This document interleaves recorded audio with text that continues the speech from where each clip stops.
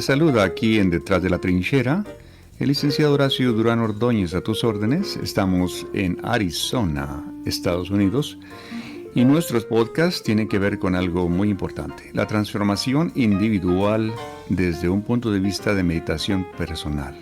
Sigue con nosotros.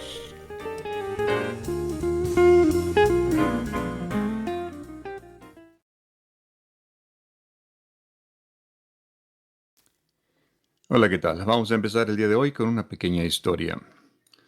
Hace muchos años, diría por allí algún antropólogo, miles de años, había una colonia de simios cuando todavía no existían los humanos, todavía no tenían el fuego a la mano tampoco, cuando uno de los simios se le ocurre pararse derecho y caminar en dos patas nada más. Y los más antiguos del grupo le preguntan por qué razón anda pues en dos patas, y él quiere explicarles que pues se siente mejor caminar en dos patas, es mucho más fácil para él alcanzar la fruta desde el suelo, no tiene que subirse al árbol usando la cola para poder subirse al árbol. Y claro, todos se ríen de él y lo dejan ser, no importa qué pase. Pasan los años, llegan las hembras del grupo, las simias, y le dicen a los antiguos, a los más viejos del grupo, que ahora este joven que anda en dos patas nada más, tiene miles de seguidores que andan en dos patas. ¿Y qué vamos a hacer?, dicen los más antiguos y los más viejos. En aquel tiempo pues no tenían lumbre, todavía no existía el fuego, no lo podían quemar en la hoguera. Así es que agarran unos palos y lo matan a palos. Pero los más jóvenes se esconden ahora que saben que es un peligro andar en dos patas. Aunque eso pasó hace miles de años, aparentemente es una historia ficticia, usted puede sacar las conclusiones quiénes fueron los que ganaron en esa batalla. Porque ahora tenemos simios en jaulas y vamos a nuestros nietos para que ellos los vean cómo se cuelgan de la cola. Es difícil, yo sé, para los más viejos, los que tenemos tradiciones antiguas o crecimos con tradiciones antiguas o con valores pasados de moda, aceptar que la sociedad cambia, evoluciona. La construcción social siempre está en un constante movimiento. Es como si estuviera, como fuera un alma viviente, pues. Y hasta cierto punto lo es. Y aquellos que conocen mi pequeño negocio, que han venido acá a visitarme y que conocen mi pequeño negocio, tengo un sitio en internet que se titula horsesspace.com. La primera página, ustedes pueden ver el video de las facilidades que tenemos ahí para que los caballos estén un poquito más a gusto, con buen espacio. Y a eso me dedico ahora, a cuidar caballos de otras personas, a pesar de tener los míos también. Y algo interesante, la primera página de mi sitio de internet dice LGBTQ bienvenidos. Porque a pesar de ser una persona que aquí se le considera senior citizen, o sea, una persona de 65 y más, considero que tengo que evolucionar para no ser uno de esos simios que voy a estar en una jaula algún día. O sea, quiero aceptar que la inteligencia humana está guiada por la misma naturaleza que la creó. Y hoy vemos este discurso por todos lados, ¿no? Unos se defienden, otros están en contra. Pero para mí es obvio. Para mí es obvio que esta juventud tiene el derecho, no únicamente que lo diga yo, sino que ya lo dijo también en México la Suprema Corte de Justicia con los 11 juristas de acuerdo en esto. Los derechos humanos le pertenecen a la adolescencia, que decide identificarse no como la persona biológica se ve exteriormente, sino como lo que ellos tienen dentro de su identidad psicológica. Y los aplaudo, porque tienen la valentía de salir adelante, tienen la valentía de decir cómo se sienten. Siempre hemos tenido el derecho, desde hace mucho tiempo. Lo que pasa es que en México siempre quisimos aplaudir a Porfirio Díaz, quisimos aplaudir a aquellos pensadores del siglo pasado que relegaban a los hombres que querían vestirse de mujer en un closet, ¿no? o a la persona que quería practicar el amor con las personas del mismo sexo. Contra natura, me decían algunos amigos míos de mi edad o mayores que yo. Pero es cierto que los simios, al querer caminar en dos patas, es contra natura, siendo que evolucionamos en ser lo que somos ahora. ¿Será? Yo creo profundamente que tenemos que darle una oportunidad a la sociedad que ahora, con esta nueva construcción, aceptarla, adaptarla, en vez de rechazarla. Y les voy a dar algunos numeritos aquí, les voy a dar algunas cosas que tienen que buscar ustedes, rebuscarles un poquito más, como les he dicho siempre en mis podcasts, hay que investigar más. Imposible que una persona tenga todo lo que concierne a esto. Mis pláticas han sido con psicólogos también, porque a pesar de mi edad yo acepto que necesito una terapia constante, o sea, tengo que estar relacionando mis pensamientos también con otras personas que estén al mismo nivel de estudios o más niveles de con más nivel de estudios, pues obvio, para poder balancear las ideas que tenemos, ¿verdad? Y con eso les digo que, bueno, el número de suicidios de adolescentes quienes se identificaban, por ejemplo, algún niño que se identifica como con ser mujer en vez de ser hombre a muy corta edad, a los 8 o 9 años de edad, 10 años de edad, si se le forzaba aquí en Estados Unidos por la familia, por la religión, por la iglesia, a ir a terapias específicas muy fuertes para que él cambiara su idea, que según esto Dios lo había hecho hombre porque tenía todo lo físico como hombre, terminaba suicidándose. El suicidio era muy alto aquí hace unos 15 años aproximadamente. Y empezamos a ver el número de suicidios empezó a bajar. Ahora que hay más libertad, cuando han entrado estos diferentes temas a las escuelas y los psicólogos han tomado esto más en serio. Entonces el suicidio desde ese punto de vista ha disminuido en adolescentes. También recordemos que el homicidio no es nada más homicidio, el homicidio también a veces es en parte un suicidio. ¿Por qué? Porque en las balaceras que hay en las escuelas, por ejemplo, estos jóvenes han llegado a un momento de frustración. Ese momento de frustración en el que no saben históricamente dónde están, ni en qué grupo de humanos están. Si están en un grupo que dirige las riendas del país o están en un grupo que apenas está sobreviviendo en ese país. En Estados Unidos sucede esto mucho. ¿Por qué razón? Pues porque la división entre ricos y pobres es grandísima, ¿no? Y las ideas no son homogéneas, o sea, hay diferencia de opiniones en todo, para todo, ¿no? Entonces el homicidio masivo es también un suicida, anda buscando una forma de salirse de esta vida y le parece que lo más fácil es llevarse a alguien por delante.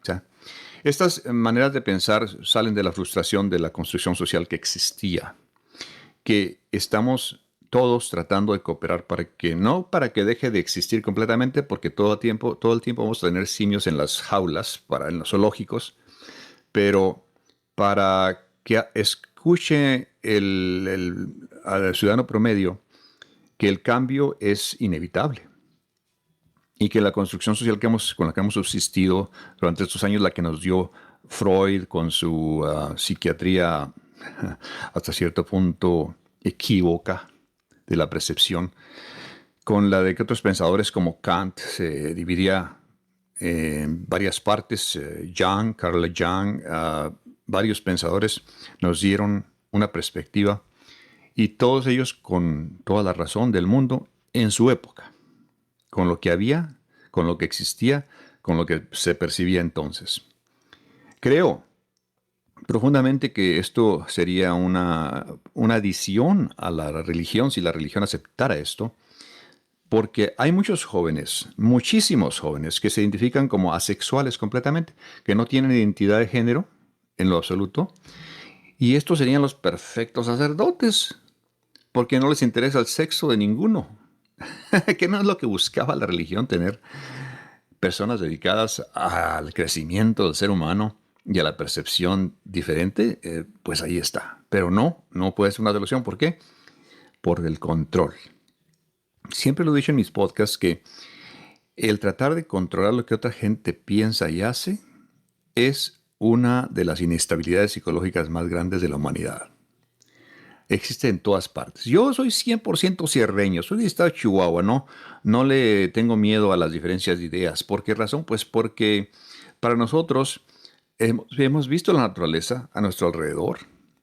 Y que quizás todos piensen como yo. No, no necesariamente que todos piensen como yo. Pero en nuestra búsqueda de la libertad, encontramos que la libertad más importante es la individual. O sea, obvio que como ser humano quiero ser libre. Pero para ser libre, primero tengo que pensar yo ser libre. Me tengo que liberar de los pesos de aquella construcción que se me dio dentro por la religión, por la historia, por la política o simplemente por los mayores que creyeron que me estaban guiando. Entonces, tengo en mente a un maestro al cual admiré, y digo admiré pasado, porque, pues sí, cuando yo tenía 16, 17 años podía admirar a una persona más adelantada que yo a los 35 o 40 años de edad. Pero cuando llego a los 65 y esta persona ya tiene una edad mayor de 75, 80 y continúa pensando como la misma forma en que él pensaba cuando tenía 37, 38 años, dejo de admirarlo. ¿Por qué? Porque se quedó ahí. Era muy avanzado cuando lo conocí, pero se quedó ahí. No podemos quedarnos ahí. O sea, rehúso completamente quedarme ahí.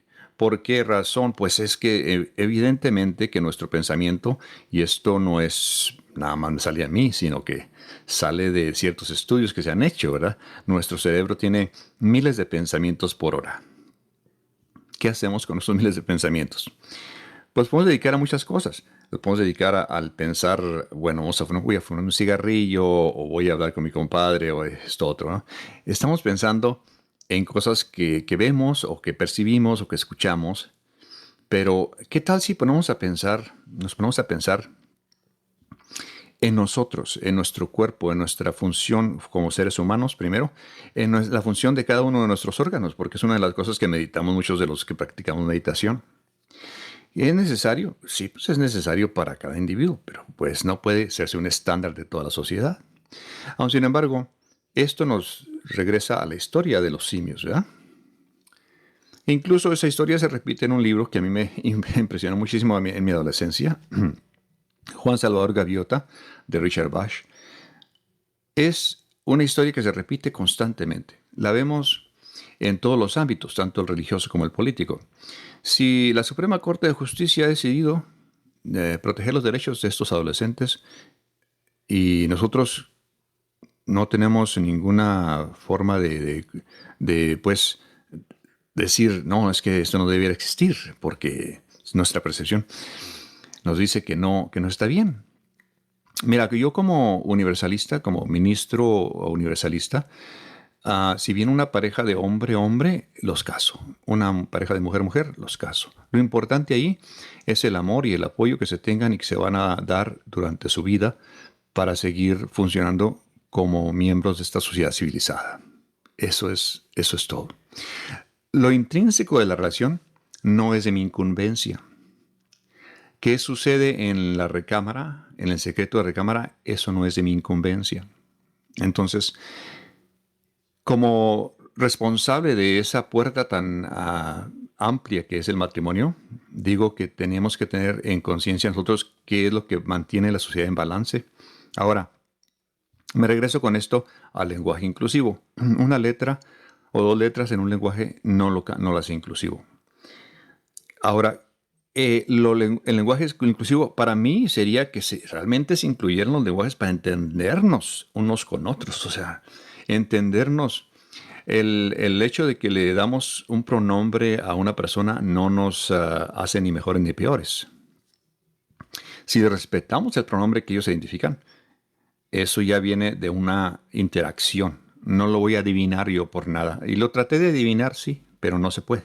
O sea, se puede ver a un joven que se viste de mujer, se ve bellísima como mujer y puedo llegar y decirle el pronombre de ella y a lo mejor ella va a decir que no porque realmente me siento hombre, soy hombre, pero me he visto de mujer. ¿Qué tiene? O sea, ¿qué me hace diferente de eso? Y esto es porque nos condicionaron a que las cosas debieran ser más fáciles. Es más fácil para nosotros un golpe de vista identificar aquello.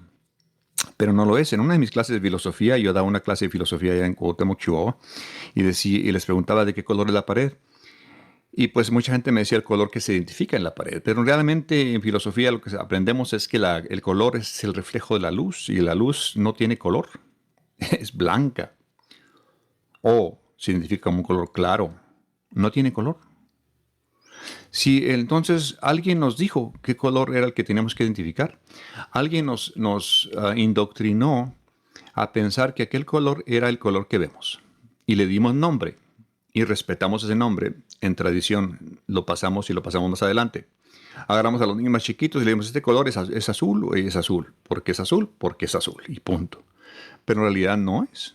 En realidad se lo dimos el nombre. Entonces le hemos dado nombre y apellido a todas las actitudes sociales, a las identidades de género, siendo que no las identificamos todas, porque no son nada más dos, son mínimo unas 6, y como simios andantes en 2 patas, vamos a seguir evolucionando.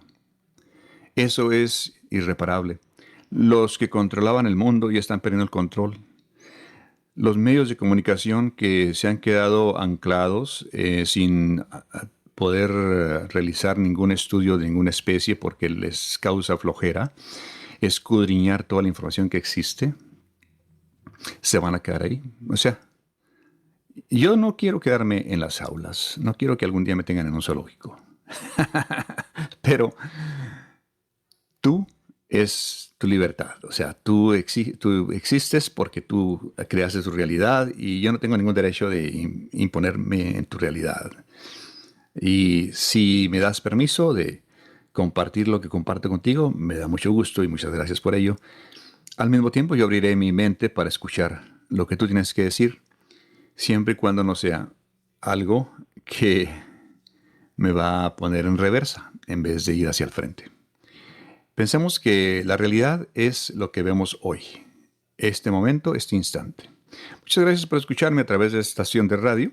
Continuaremos con estas cosas y otros temas más en adelante. México es admirado a nivel mundial por esos derechos que le ha dado a la comunidad LGBTQ.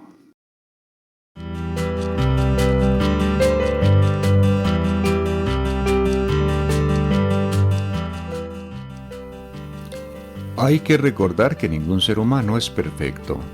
Todos evolucionamos en forma distinta. Quizás lo que escuchas en este podcast resuene contigo o quizás no, pero gracias por escucharnos.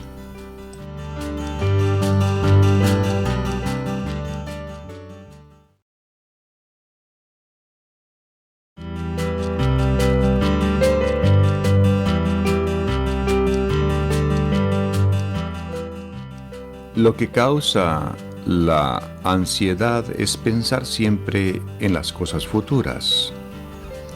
Dejemos de pensar en las cosas futuras. Lo que causa también la depresión es pensar en las cosas del pasado. Dejemos pues de pensar en las cosas del pasado. Concentrémonos en el presente, en el ahora.